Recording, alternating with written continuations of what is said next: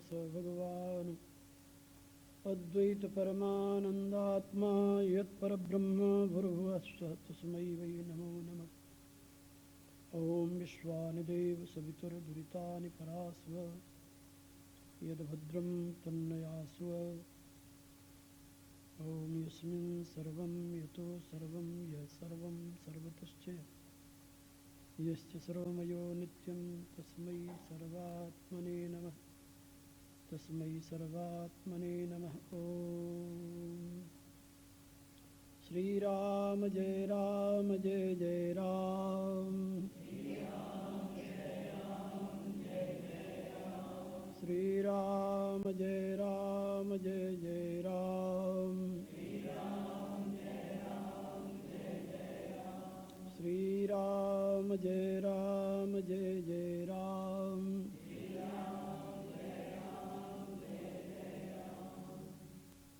मेरी प्रिय आत्माओं, करुणा निधान भगवान की करुणा आप सभी के लिए सदैव कल्याण का सृजन करती रहे, यह मेरी आंतरिक शुभकामना।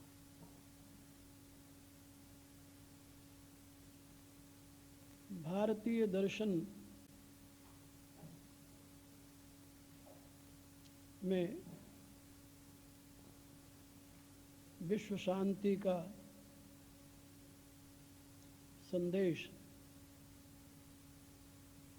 आपको ऋग्वेद के मंत्रों से ही सुनने को मिलेगा। वैदिक ऋषि अपने लिए प्रार्थना नहीं करता, वह विश्व मानव नहीं, विश्व प्राणी मात्र के लिए प्रार्थना करता है। वैदिक मंत्रों में आपको व्यक्तिवाद के लिए बहुत कम स्थान मिलेगा।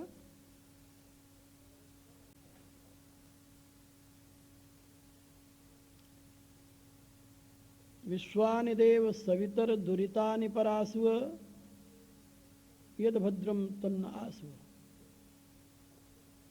इस मंत्र में वैदिक ऋषि ने समष्टि के कल्याण की अभिलाषा व्यक्त की है।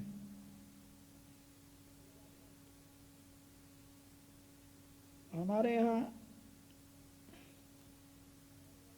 धर्म का आधार वेद और वेद की माता गायत्री मानते हैं। गायत्री मंत्र में भी महर्षि विश्वामित्र ने विश्व के कल्याण के लिए प्रार्थना की, धियो यो नः प्रचोदयात्। संस्कृत साहित्य में नः शब्द जो है वो समष्टि का अवबोधक होता है, अपने लिए नहीं, विश्व के मानव मात्र की बुद्धि को प्रेरित करने के लिए परमात्मा से प्रार्थना। इसी रूप से हम सबके हृदय में जो दुरित है उसको दूर करके जो भद्र है उसको हम सब में प्रतिष्ठित करें, ये प्रार्थना है ऋग्वेद के ऋषि की। और शांति मंत्र तो बहुत प्रसिद्ध है, आप लोग भी जानते हैं। ये भी ऋग्वेद का मंत्र है, ओम देवो शांति अंतरिक्षं शांति। केवल भूतल पर रहने वाले प्राणियों के लिए शांति की अभिलाषा नहीं है, बल्कि दिवलोक में रहने वाले प्राणियों के लिए भी शांति की याचना करता है ऋषि। मेरे कहने का अभिप्राय कि वैदिक सिद्धांत का तो मूल संदेश ही विश्व शांति, और विश्व शांति के लिए जो उपाय हैं उसमें जो जीवन दर्शन है वह अपने आप में बहुत ही महत्वपूर्ण स्थान रखता है। वैदिक विज्ञान का यदि एक वाक्य में संदेश आप सुने तो विश्व शांति का उसमें बीज निहित आपको दिखाई देगा, जिसका कथन है कि प्रत्येक व्यक्ति अपने कर्तव्य का पालन करे और दूसरे के अधिकार की रक्षा करे। स्व कर्तव्य पालन और पराधिकार की सुरक्षा, ये वेद के सिद्धांत का सार है समाज के लिए। यदि ये बात सभी के समझ में आ जाए तो कहीं अशांति के लिए स्थान नहीं रहेगा। अशांति का बीज कहाँ शुरू होता है? इसके लिए गीता का कथन है। भगवान ने गीता के दूसरे अध्याय में इसके कारण को बताया है। न च भावयतः शांति अशांतस्य कुतः सुखम। मनुष्य मात्र की मांग है कि हमें सुख मिले। भगवान कहते हैं अशांत हृदय में सुख कहाँ? कहा अशांति कहाँ से आती है? तो भगवान ने कहा न च भावयतः शांति। जहाँ यथार्थ सद्भावना नहीं होती वहाँ शांति नहीं होती। शांति तो सद्भावना की अभिव्यक्ति है। और सद्भावना कैसे आएगी? कहा नास्ति बुद्धि अयुक्तस्य न च अयुक्तस्य भावना न च भावयतः शांति अशांतस्य कुतः सुखम। इससे बड़ा और शांति का संदेश आपको अन्यत्र प्राप्त नहीं होगा। भगवान का कथन है कि जो उस परम चैतन्य से युक्त नहीं है, जो अपने शरीर को, इंद्रियों को, मन को अपने अधीन नहीं किया है, जिसकी चेतना उस परम चैतन्य से अभिन्न है, ऐसी अनुभूति नहीं हुई, उसमें कभी सद्बुद्धि का, विशुद्ध बुद्धि का प्रकाश नहीं होता। और जहाँ विशुद्ध बुद्धि का प्रकाश नहीं है वहाँ सद्भावना का उदय नहीं होता। और सद्भावना के अभाव में कभी शांति प्राप्त नहीं हो सकती और अशांत जीवन में कभी सुख नहीं मिलता। एक ही श्लोक में भगवान ने इसके कार्य कारण के संबंध को उद्घाटित किया है। तो मैं आप लोगों को केवल ये बताना चाहता था कि भारतीय दर्शन का मूल संदेश ही विश्व शांति है। और शांति के लिए ही ऋषियों ने संपूर्ण उपायों को ढूंढा है। कल मैंने एक बात बताई थी कि पश्चिमी दर्शन का आविर्भाव आश्चर्यमयी दृष्टि से हुआ है। बाहर के पदार्थों को देख करके उनको आश्चर्य हुआ। ये आश्चर्यजनक पदार्थ कैसे प्रकट हो गए? उस आश्चर्य की भावना को शांत करने के लिए उसकी खोज में वो लगे और अपने बुद्धि का प्रयोग किया। और उन्होंने जो कुछ समझा वही उनका बेस बन गया, दर्शन का स्वरूप बना। लेकिन भारतीय ऋषि आश्चर्यचकित होकर के किसी खोज में नहीं प्रवृत्त हुए। उनके खोज में प्रवृत्त होने का मूल कारण भारतीय दर्शन का प्रथम दार्शनिक भगवान कपिल कहे जाते हैं। जो कपिल स्वयंभू मनु के दौहित्र थे। हमारे यहाँ सृष्टि के प्रारंभ का जो प्रथम मनुष्य है उनका नाम स्वयंभू मनु था। स्वयंभू मनु के 3 संतानें थीं, उत्तानपाद, प्रियव्रत और एक कन्या थी जिसका नाम था देवहूति। उत्तानपाद के पुत्र ध्रुव थे, जिसकी गाथा आप लोग अब तक गाते हैं। ये स्वयंभू मनु के पौत्र थे। दूसरे उनके पुत्र प्रियव्रत थे, जिनकी महिमा पुराणों में वर्णित है। और उनकी सबसे छोटी पुत्री थी जिसका नाम देवहूति था। देवहूति को उन्होंने प्रजापति कर्दम को समर्पित किया और कर्दम के माध्यम से देवहूति के 10 पुत्रियां पैदा हुई। आप जिनके नाम बड़ी श्रद्धा से लेते हैं, अरुंधति, अनुसूया, ये जो अत्रि की पत्नी अनुसूया थी ये भी उन्हीं की पुत्री थी। ऐसे 10 पुत्रियां हैं। और आखिर में स्वयं श्रीमन्नारायण पुत्र रूप में उनकी तपस्या को देख करके प्रकट हुए, जिनका नाम कपिल पड़ा। श्रीमद् भागवत के 3 स्कंध में उनके पावन चरित्र का विस्तार के साथ वर्णन है। और भगवान कपिल ने सर्वप्रथम सांख्य शास्त्र का उपदेश दिया। तुलसीदास जी ने भी अपनी रामायण में ये प्रारंभ में ही लिखा है, स्वयंभू मनु अरुसतरूपा जिनते भई नर सृष्टि अनूपा दंपति धर्म आचरणनी का अजहु गाव श्रुत जिन कैली का। और उन्होंने आगे उनकी वंशावली का वर्णन किया। सुत उत्तान पाद रजासु ध्रुव हरि भगत भयो सुत्तासु लघु सुत नाम प्रिय व्रतता ही वेद पुराण प्रशंसित जाहि। आखिर में कहा देवहूति पुनितासु कुमारी जो मुनिकरदम की प्रिय नारी आदि देव प्रभु दीन दयाला जठर धरेव जहि कपिल कृपाला। तो देवहूति के द्वारा करदम ऋषि के माध्यम से श्रीमन्नारायण स्वयं कपिल के रूप में अवतरित हुए। और तुलसीदास जी भी इस बात को कहते हैं और श्रीमद् भागवत के आधार पर ये कहा है कि सांख्य शास्त्र जिन प्रगट बखाना तत्व विचार निपुण भगवान। तो सांख्य शास्त्र के प्रवर्तक आदि ऋषि भगवान कपिल हुए हैं। भगवान कपिल ने अपने दर्शन के मूल में सर्वप्रथम जो सूत्र लिखा है उसको आप लोग जानेंगे तो आपको पता चलेगा कि ऋषि लोग संसार के मनुष्यों के दुख से दुखी होकर, संताप से तपित जीवों की दुर्दशा को देखकर उनके हृदय में करुणा का आविर्भाव होता है। और करुणा का आविर्भाव होने के नाते उन्होंने ये निश्चय किया कि ये जीव जो दुखी हैं, क्यों दुखी हैं, इनके दुख का कारण क्या है, और उन दुख के कारणों को समूल नष्ट करना चाहिए। इसीलिए उन्होंने अपने दर्शन का प्रारंभ किया। तो सांख्य दर्शन का प्रथम सूत्र है अत्यंत दुख निवृत्ति अत्यंत पुरुषार्थ।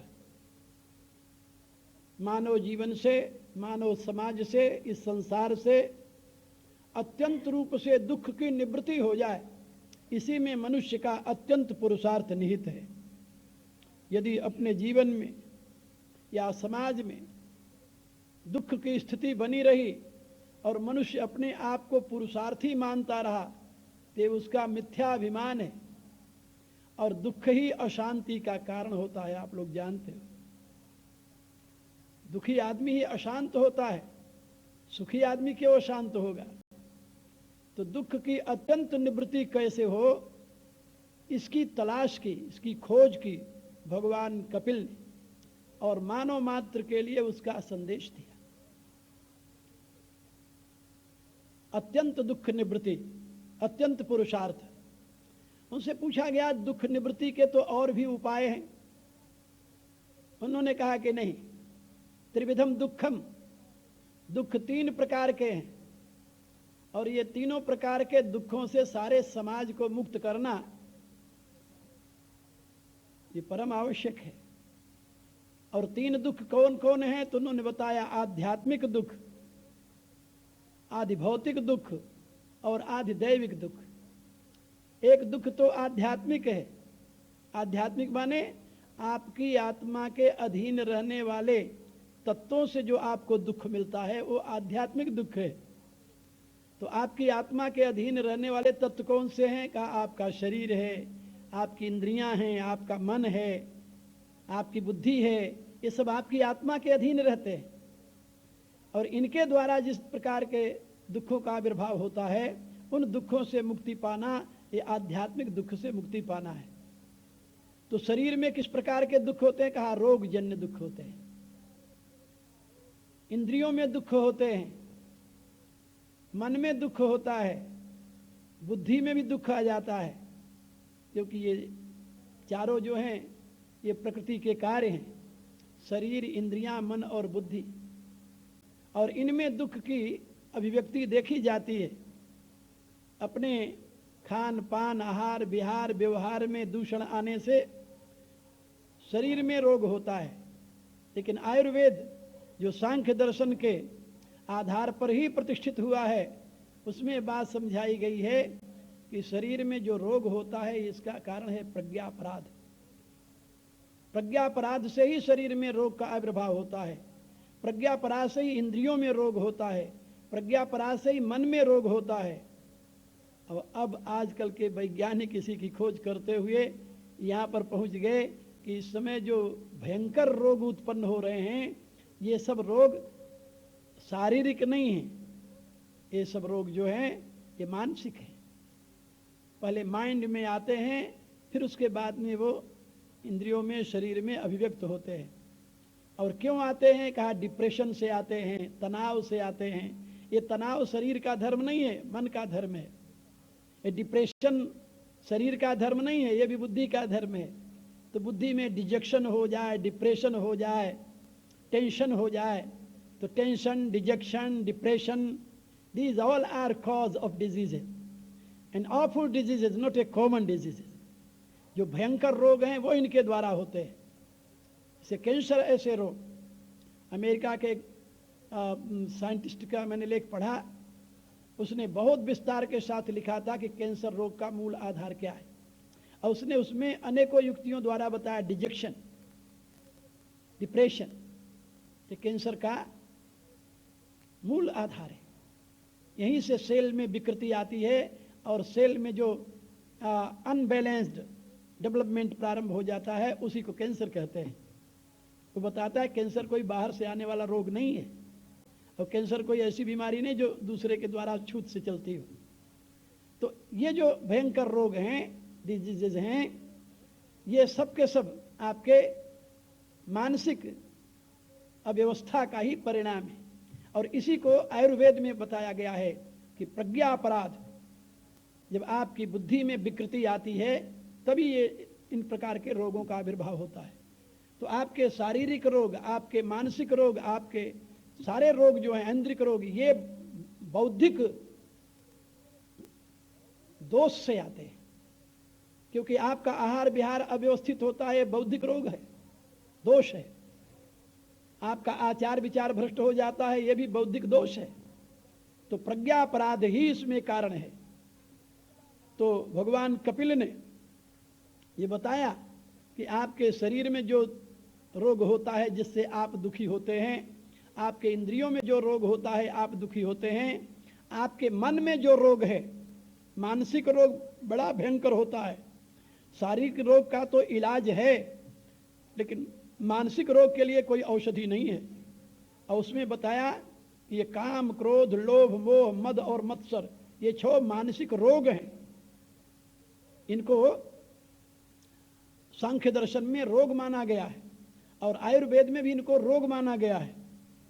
अभी मैं लंदन में जब था तो वहाँ पर जब मैं रहता हूँ तो जेल में बोलने जाया करता हूँ। बहुत से कैदी हैं।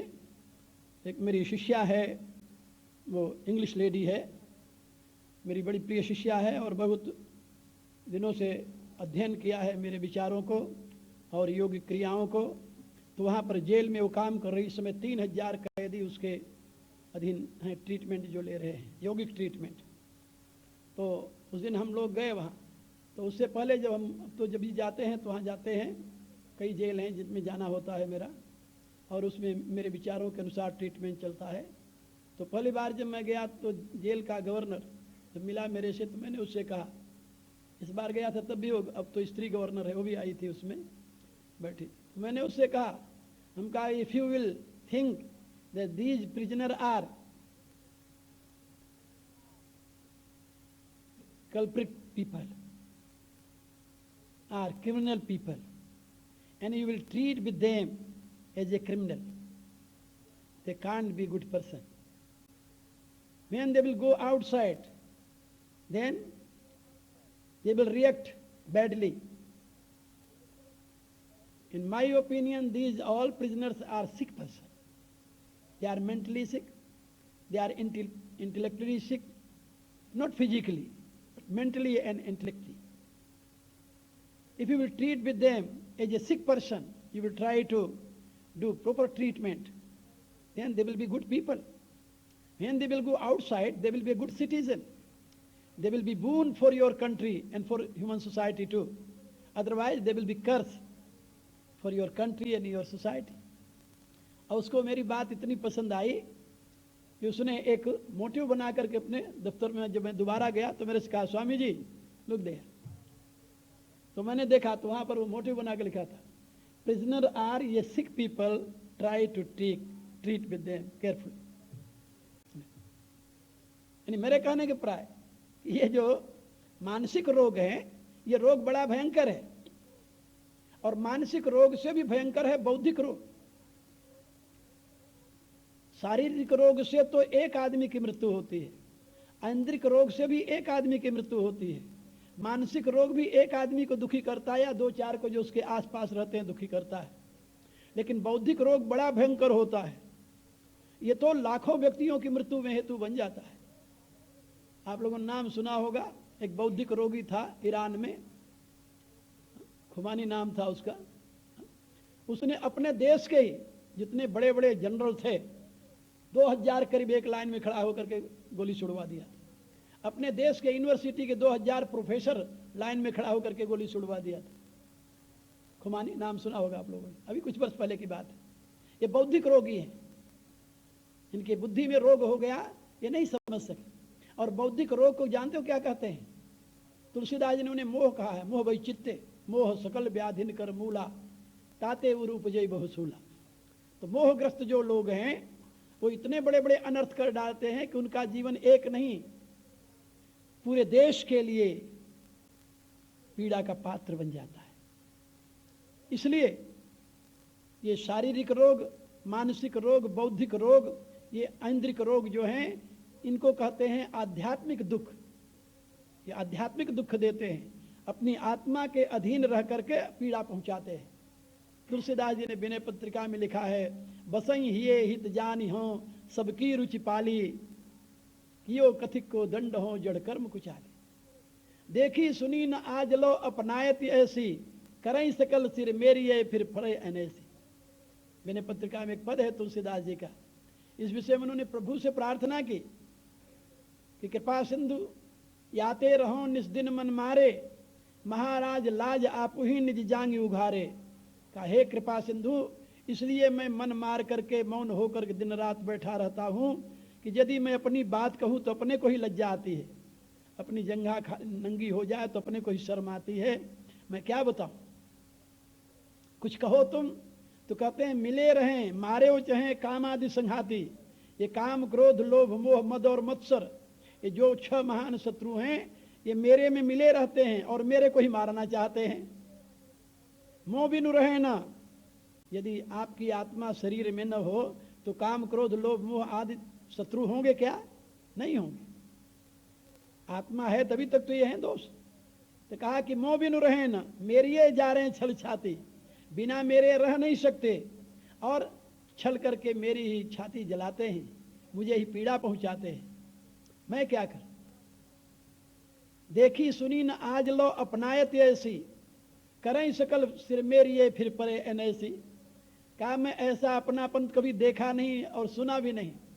काम क्रोध लोभ मोह मद और मत्सर, इन्हीं के द्वारा अन्याय होता है, सारे दुष्कर्म इन्हीं के द्वारा होते हैं, लेकिन करते ये हैं और भोगती आत्मा है। आत्मा का स्वभाव काम नहीं है, आत्मा का स्वभाव क्रोध नहीं है, आत्मा का स्वभाव मोह नहीं है, लोभ नहीं है, मद नहीं है, मत्सर नहीं है। ये आत्मा का स्वभाव नहीं है। जीवात्मा तो इससे असंग है, असंगो ही अयम पुरुष। लेकिन इन सबके किए हुए अनर्थों का फल कौन भोगता है? नरक स्वर्ग आदि का फल कौन भोगता है? आत्मा ही भोगती है। गीता के 13वें अध्याय में भगवान ने बताया, कार्यकरण कर्तृत्व हेतु प्रकृति रुच्यते, पुरुष सुख दुखा नाम भोक्तृत्व हेतु रुच्यते। क्या करते तो हैं सारे अनर्थ प्रकृति के द्वारा उत्पन्न हुए ये दुर्गुण, लेकिन दुख भोगना पड़ता है आत्मा को। अनुभूति तो आत्मा का धर्म है ना, चेतन तो आत्मा है, प्रकृति तो चेतन नहीं है। तो दुख का भाजन कौन बनता है? आत्मा बनती है। तुलसीदास जी की इसी बात को लेकर के हम देखते हैं कि शरीर से, मन से, इंद्रियों से, बुद्धि से जो भी अपराध होता है, जो भी अपराध होता है इसके परिणाम में जो दुख मिलता है वो इसका साक्षी चेतन जो है उसको भोगना पड़ता है। तो भगवान कपिल कहते हैं कि आध्यात्मिक दुख से कैसे बचा जाए, और आध्यात्मिक दुख में कारण क्या है? कहा आदि भौतिक पदार्थ। आदि भौतिक पदार्थ ही तो कारण है। यदि आदि भौतिक पदार्थ न हो, ये संसार का दृश्य न हो, तो आपको लोभ आएगा? नहीं आएगा। क्रोध आएगा? नहीं आएगा। काम वासना उठेगी? नहीं उठेगी। ये संसार का यदि दृश्य न हो तो आपके सामने काम क्रोध लोभ मोह के लिए स्थान ही नहीं होगा। तो ये आदि भौतिक पदार्थ जो हैं यही आपके दुख में हेतु बन जाते हैं। तो आध्यात्मिक और आधिदैविक दो प्रकार के दुख, और इनके साथ साथ एक तीसरा और है आधिदैविक दुख। आधिदैविक दुख माने आप बहुत सज्जन हैं, कोई अपराध नहीं कर रहे हैं, लेकिन अचानक, जैसे अभी भारत में अचानक समुद्र में एक तूफान आया और उसने अपने किनारे पर रहने वाले हजारों आदमियों को एक क्षण में समाप्त कर दिया। भूचाल आया, एक हजारों आदमियों को 1 मिनट में समाप्त कर दिया। इसको कहते हैं आधिदैविक दुख। बारिश हुई, इतनी बारिश हुई कि बड़े बड़े नदी नाले सब बह गए, उसमें हजारों आदमी बह गए, मृत्यु में कारण बन गया। तो ये इसको कहते हैं आधिदैविक दुख। ये किसी के द्वारा नहीं आया, आपके अपराध से नहीं आया है, ये आपके अपराध का परिणाम नहीं है, ये आधिदैविक दुख है। और ये आ जाता है, कब आ जाए कैसे आ जाए कौन जानता है। यद्यपि शास्त्रकारों का तो ये कहना है कि जब सामूहिक पाप होता है तब इस प्रकार के आधिदैविक दुख आते हैं, वो सामूहिक पाप का परिणाम होता है। व्यक्तिगत पाप करता है तो व्यक्ति भोगता है, परिवार के सहयोग से पाप करता है तो पूरा परिवार भोगता है, जातिगत पाप होता है तो जाति भोगती है, समाजगत पाप होता है तो पूरा समाज भोगता है। लेकिन जब कोई राष्ट्रगत पाप होता है, सामूहिक पाप जिसे कहते हैं, जिसमें सबकी स्वीकृति रहती है, उसका परिणाम पूरे राष्ट्र को भोगना पड़ता है। और उसी प्रकार के दूषित क्रियाओं के परिणाम स्वरूप आधिदैविक आपत्तियां आती हैं। ऐसा शास्त्रकारों का निर्णय है कि आधिदैविक विपत्ति में कारण भी मनुष्य ही है। ठीक है कि समुद्र के ऊपर किसी मनुष्य का अधिकार नहीं है, लेकिन समुद्र में विक्षोभ उत्पन्न करने में कारण मनुष्य बन जाता है। तो ये आधिदैविक दुख है। तो ये 3 प्रकार के दुख जो हैं, भगवान कपिल कहते हैं कि ये सारा मानव समाज ही नहीं, प्राणी मात्र इन तीनों प्रकार के दुखों से कैसे बचे, इसकी खोज करनी चाहिए। तो पहले ये प्रश्न उठा कि ये दुख जो है ये जीव के लिए सहज है या आगंतुक है। यदि सहज है तो इसका निराकरण नहीं हो सकता। दुख यदि सहज है तो इसको दूर नहीं किया जा सकता। उनका तर्क है कि जैसे अग्नि से ताप को दूर नहीं किया जा सकता, जैसे जल से सरसता को दूर नहीं किया जा सकता, जैसे मिट्टी से गंध को दूर नहीं किया जा सकता, जैसे वायु से गति को दूर नहीं किया जा सकता, क्योंकि गति वायु का धर्म है, दाह अग्नि का धर्म है, गंध पृथ्वी का धर्म है, रस जल का धर्म है। तो जो जिसका धर्म है, धर्म माने प्रॉपर्टी, अंग्रेजी में प्रॉपर्टी कहते हैं। So light and heat, these are properties of fire, nobody can remove that. Where there is light there is fire, where there is heat there is fire. If there will be no heat there will be no fire. It means whatever your natural property that can't be removed. तो पूछे कि क्या दुख जीव की natural property है क्या, सहज धर्म है क्या? बोले नहीं। कहा क्यों? कैसे मान लिया जाए कि जीव का सहज धर्म दुख नहीं है? तो उन्होंने इसके लिए युक्ति दी कि अपने सहज धर्म से कोई कभी दुखी नहीं हुआ। अग्नि को कभी अग्नि ने नहीं जलाया कि जलाया, अग्नि को जलने की पीड़ा है कभी? नहीं है। उसका सहज धर्म है, पीड़ा क्यों होगी उसको? अपने सहज धर्म से कभी किसी को दुख नहीं मिलता, विपरीत धर्म से ही दुख का अनुभव होता है। जो जिसका धर्म नहीं है वह उसमें आ जाए, जो जिसका गुण नहीं वह उसमें आ जाए, तो विजातीय तत्वों के संयोग से ही दुख का अनुभव होता है, सजातीय तत्वों के संयोग से कभी दुख का अनुभव नहीं होता। एक तर्क है महापुरुष का। तो उन्होंने कहा कि दुख जीव का सहज धर्म नहीं है। इसलिए जीव उससे मुक्त होना चाहता है। एक बात और याद रखो कि जिससे आप मुक्त होना चाहते हो, जिससे आप भयभीत होते हो, वो आपका सहज धर्म नहीं हो सकता कभी। जिसको आप नहीं चाहते वो आपका सहज धर्म नहीं हो सकता। तो 3 ऐसे हेतु हैं जिनको आप कभी नहीं चाहते, और वही 3 आपके दुख में हेतु बनते हैं। वो कौन है? अज्ञान। अज्ञान आपको प्रिय नहीं है। किसी अज्ञानी आदमी को भी कह दो कि तुम अज्ञानी हो, तब भी उसको धक्का लग जाता है कि मुझे अज्ञानी कह दिया इसने। मूर्ख को भी मूर्ख कहना मुश्किल हो जाता है, वो बर्दाश्त नहीं करता, क्योंकि मूर्खता उसका धर्म नहीं है। आत्मा तो उसकी ज्ञान स्वरूप है, मूर्खता उसका धर्म नहीं है। इसलिए अपने धर्म के विपरीत जिस वस्तु को सुनता है, जिस बात को सुनता है, जिस दोष को अपने ऊपर आरोपित सुनता है, तो उसको बुरा लगता है। तो अज्ञान जीव का धर्म नहीं, अभाव जीव का धर्म नहीं।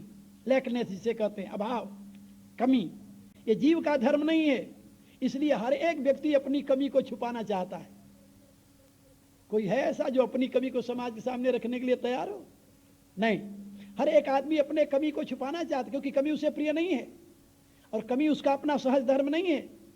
तो अज्ञान उसका धर्म नहीं है, अभाव उसका धर्म नहीं है। इसलिए अज्ञान से, अभाव से और मृत्यु उसका धर्म नहीं है। इसलिए मृत्यु से भयभीत होता है वो। मरने वाले को भी कह दो कि तू मर जा, तब भी वो गाली समझता है। इसे हमें गाली दिया उसने, कहा कि तू मर जा। मर जाना कहना गाली, क्योंकि मर जाना उसका धर्म नहीं है।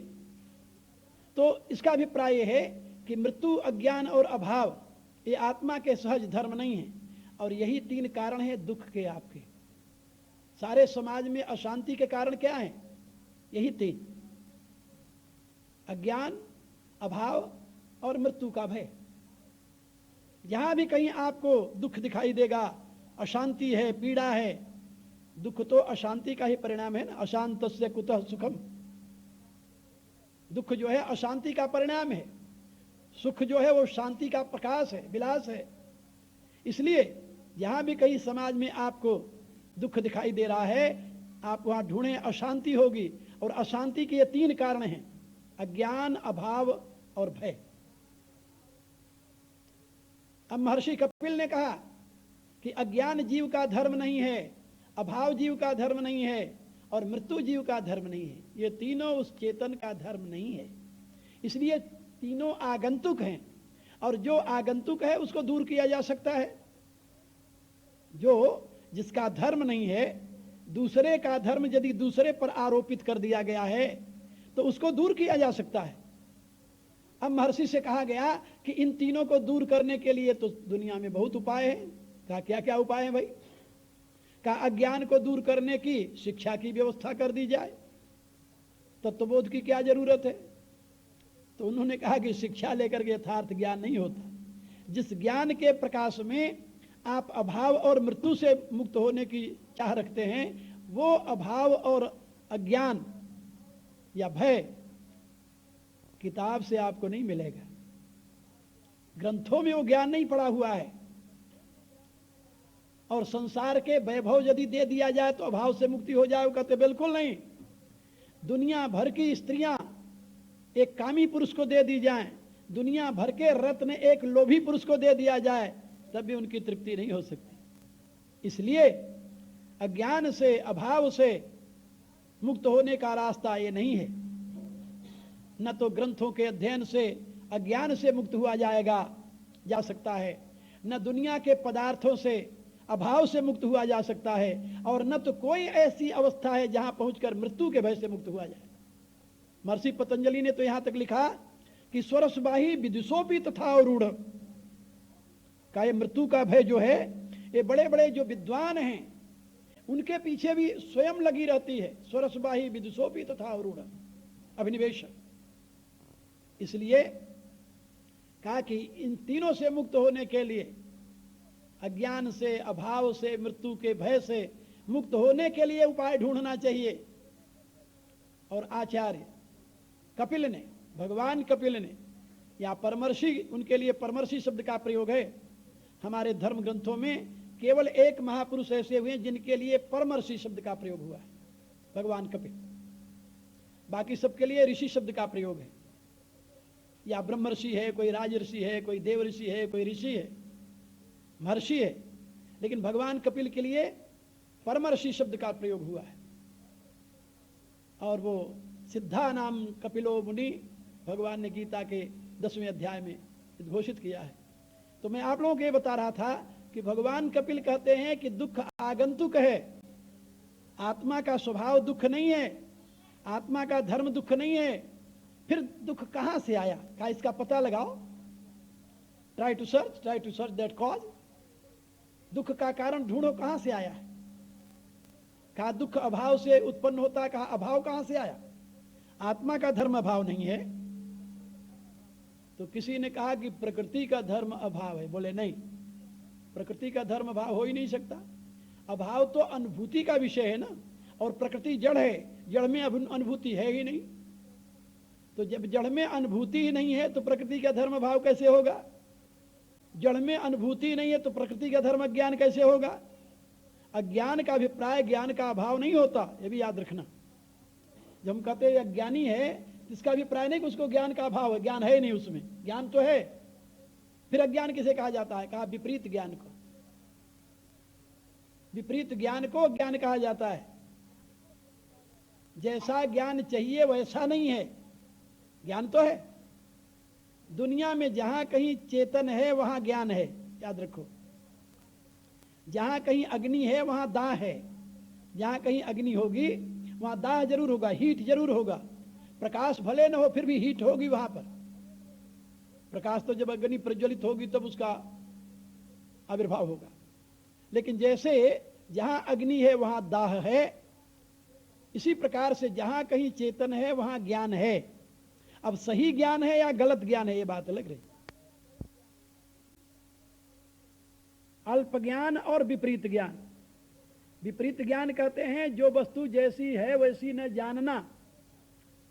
और ये क्यों होता है, का अल्प ज्ञान के नाते, ज्ञान तो है पूरा ज्ञान नहीं, इसलिए जो वस्तु जैसी वैसा नहीं जान रहा।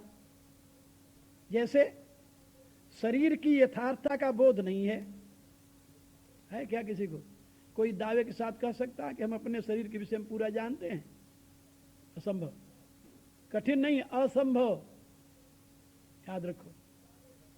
कोई व्यक्ति दावे के साथ ये नहीं कह सकता कि अपने शरीर के विषय में पूरी जानकारी रखता है। शरीर में किन किन प्रकार के पदार्थों की वृद्धि हो रही है, कौन कौन से रोग डेवलप हो रहे हैं, कौन कौन से दोष बढ़ रहे हैं, कौन कौन से घट रहे हैं, पता नहीं। इसी के लिए तो डॉक्टर की जरूरत पड़ती है, वैद्य की जरूरत पड़ती है। और डॉक्टर वैद्य भी नहीं जानते, अब उसके लिए यंत्रों की जरूरत पड़ रही कि यंत्र लगाकर देखा जाए अंदर क्या हो रहा है। तो आप लोग देख रहे हो अनेकों प्रकार के यंत्रों का आविर्भाव हो रहा है। और क्यों हो रहा है, अपने शरीर के अंदर की बात जानने के लिए। रोग हो गया, डायबिटिक हो गया, उसको पता नहीं है। बरसों बाद जब कभी उसने ब्लड टेस्ट कराया, यूरिन टेस्ट कराया, तब पता चला, अपने आप पता नहीं चला। ऐसे कई रोग डेवलप हो गए, आदमी को पता नहीं चला, क्योंकि वो अपने अंदर की बात जानता नहीं, अपने शरीर के विषय में ही नहीं जानता। और क्यों नहीं जानता कि चेतना का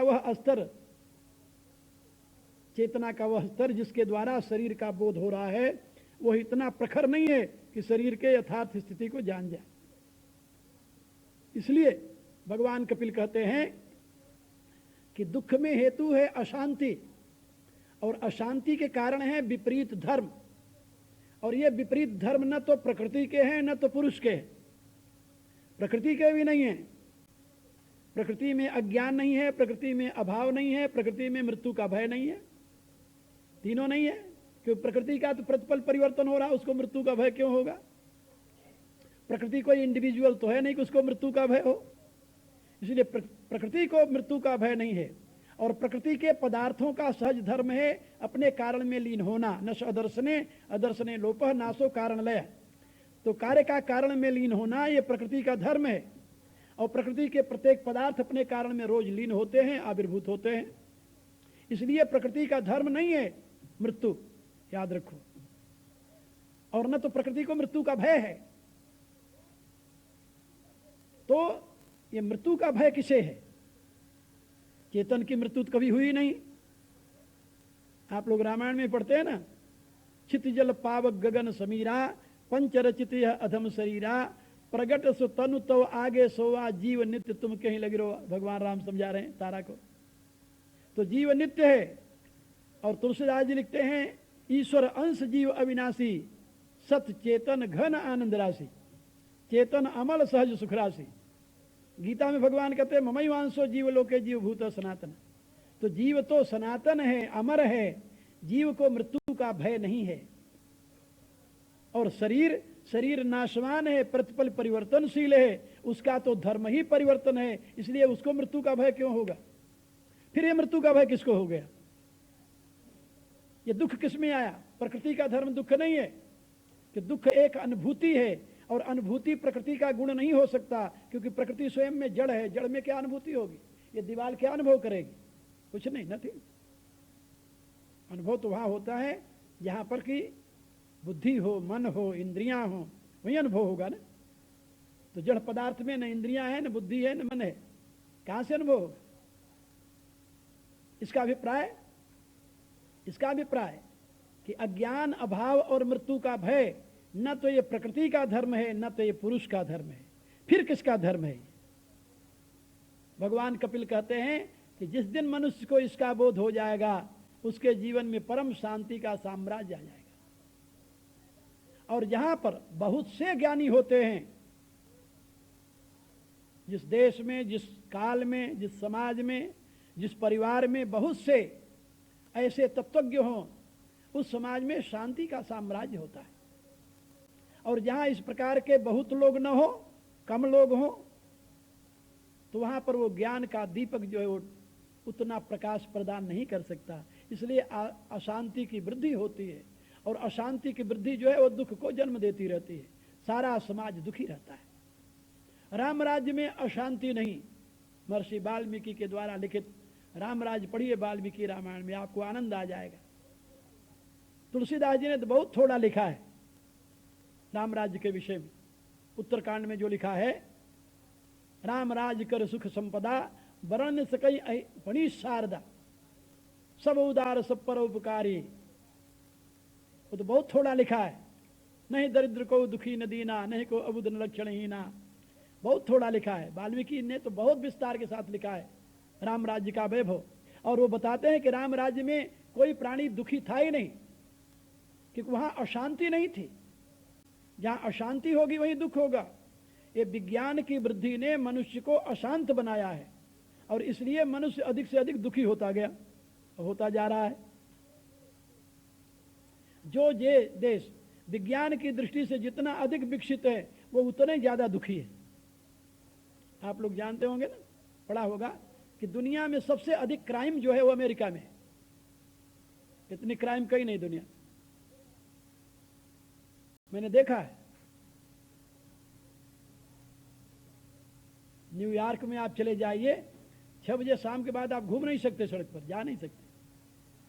बहुत से ऐसे शहर है, लॉस एंजलिस है, सैन फ्रांसिस्को है, शिकागो है, न्यूयॉर्क है। ये ऐसे शहर हैं जिसमें आप शाम को अकेले नहीं घूम सकते, 2-4 आदमी जब तक साथ ना हो। मेरे कहने का अभिप्राय, प्रकृति के विलास ने मनुष्य में अशांति की वृद्धि की है। क्यों की है जानते हो? इसलिए कि प्रकृति का विलास जब वैभव जब बढ़ता है तो सबके पास तो पूरा उपलब्ध नहीं होता, और जब अपने से अधिक विलासी आदमी को एक विलासी देखता है तो उसके हृदय में ईर्षा होती है, और ईर्षा जो है वो धीरे धीरे जलन पैदा करके उसमें क्रोध पैदा कर देती है। तो यदि उसमें शक्ति है तो उस विलासी की विलास को सामग्री को लूटना चाहेगा, और यदि शक्ति नहीं है तो उसको नाश करना चाहेगा। किसी भी प्रकार से उसमें क्षोभ पैदा करेगा कि हम तो दुखी हैं, ये क्यों सुखी रहे। और आप याद रखिए कि यदि आपका पड़ोसी दुखी है तो आप सुख की नींद नहीं ले सकते, नहीं ले सकते। किसी भी प्रकार का पड़ोसी, चाहे वो अपनी अज्ञानता से ही दुखी हो, लेकिन आपको सुख से नहीं सोने देगा। तो ये जो प्रकृति का वैभव बढ़ रहा है, इससे समाज में विलासिता बढ़ रही है, और विलासिता की सामग्री समान रूप से सबको मिल नहीं सकती।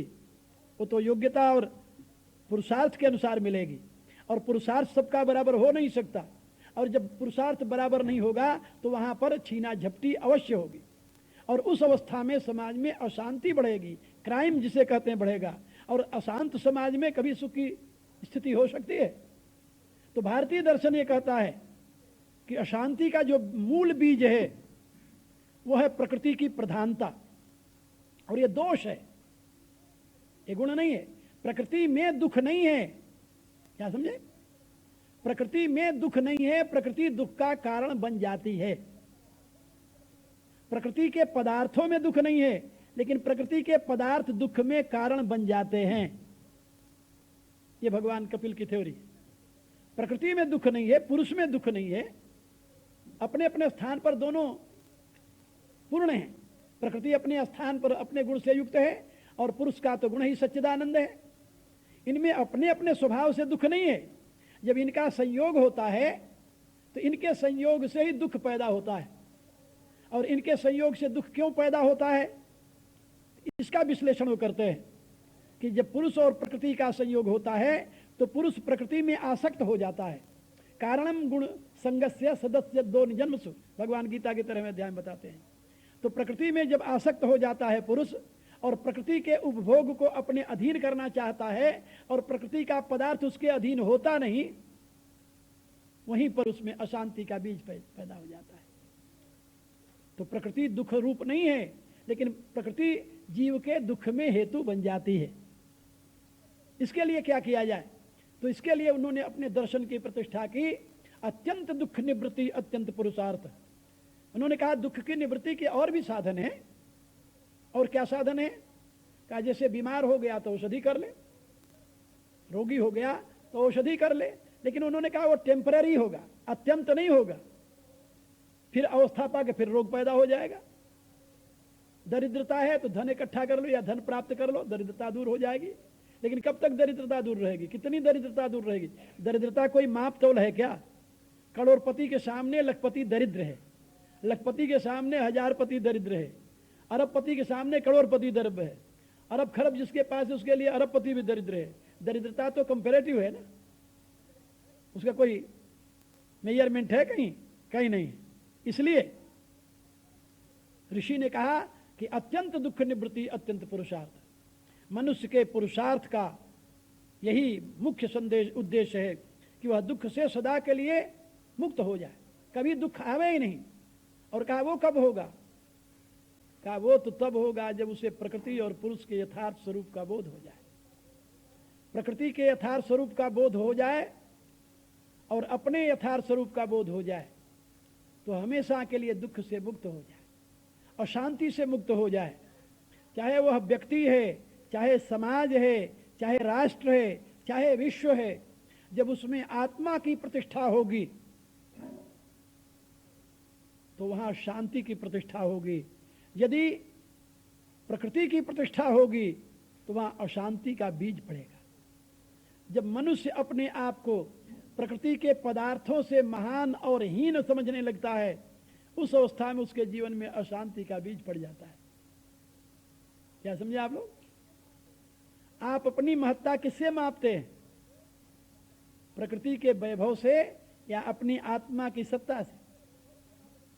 यदि प्रकृति के वैभव से आप अपनी महत्ता मानते हैं तो आप कभी शांत नहीं रह सकते, सुखी नहीं रह सकते। जब अपनी आत्मा की सत्ता से अपनी महत्ता मानेंगे तो आपको दुनिया की कोई शक्ति अशांत नहीं कर सकती, दुखी नहीं कर सकती। ये कपिल का संदेश है। इसलिए मैं आप लोगों को बता रहा था कि भारत का जो प्रथम दार्शनिक है वही विश्व के शांति का बीज आपको समझा रहा है। आप उसके ऊपर विचार कीजिए, उसका मनन कीजिए, उसका चिंतन कीजिए और ढूंढिए कि उस महापुरुष ने जो ये बताया है कि अत्यंत दुख निवृत्ति अत्यंत पुरुषार्थ, व्यक्ति का पुरुषार्थ इसी में सार्थक कहा जाता है जबकि वह दुख से सदा के लिए मुक्त हो जाए। क्या आज की सारी प्रक्रियाएं मनुष्य को दुख से मुक्त करने की दिशा में सक्रिय हैं? मनुष्य का सारा पुरुषार्थ क्या सही में दुख निवृत्ति की दिशा में सक्रिय है? नहीं। हर एक जगह दुख की वृद्धि का ही योजनाबद्ध कार्यक्रम बनाया जाता है। दुख की वृद्धि, समाज में अशांति की वृद्धि कैसे हो, मानव समाज में दुख की वृद्धि कैसे हो, सारी दुनिया की सरकारें योजनाबद्ध रूप से इस कार्य में लगी हुई है। क्योंकि स्पर्धा से दुख की निवृत्ति नहीं होती, कंपटीशन से दुख की निवृत्ति नहीं होती, अज्ञान और वैभव से दुख की निवृत्ति नहीं होती। और जहां दुख है वहां तो अशांति है ही, ये तो आप लोग जानते हो। इसलिए विश्व शांति में क्या हेतु बन सकता है, विश्व शांति की प्रक्रिया में मनुष्य को किस दिशा में प्रगति करना चाहिए, ये एक चिंतनीय विषय है। और इसके विषय में भारतीय दर्शन का संदेश क्या है,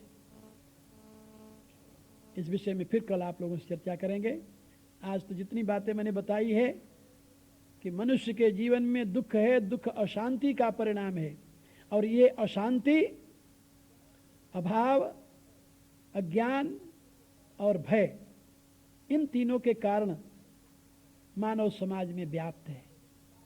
और इससे मुक्त होने का कोई उपाय जो हमारे ऋषियों ने हमें समझाया है वो क्या है, वो तो मैं कल बताऊंगा। आज ही अपनी वाणी को विराम देता हूं। अब आप लोग प्रार्थना कीजिए। सर्वे भवन्तु सुखिनः, सर्वे सन्तु निरामयाः, सर्वे भद्राणि पश्यन्तु, मा कश्चित् दुःखभाग् भवेत्। ओम पूर्णमदः पूर्णमिदं पूर्णात् पूर्णमुदच्यते